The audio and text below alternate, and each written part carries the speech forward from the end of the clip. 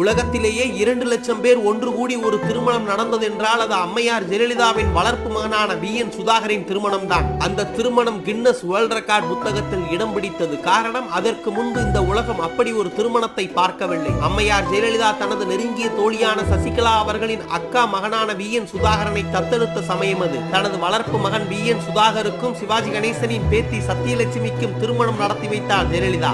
A.R.. Rahman இசை கச்சேரியில் 70,000 அடி சதுர பரப்பளவில் அரங்கம் அமைத்து 25,000 பேர் ஒரே நேரத்தில் உணவு உட்கொள்ளும் வகையில் 1995ஆம் ஆண்டே 100 கோடி ரூபாய் பொருட்செலவில் அந்த திருமணம் நடைபெற்றது. அந்த திருமணத்தில் ஆடம்பர நகைகளும் கோடிக்கணக்கான பணமும் கைமாறியது. அவ்வளவு ஆடம்பரமாக நடந்த திருமணம் தான் அடுத்த ஆண்டு ஜெயலலிதா அவர்கள் ஆட்சியை இழப்பதற்கும் சொத்து குவிப்பு வழக்கில் சிறை செல்வதற்கும் ஒரு காரணமாக அமைந்தது.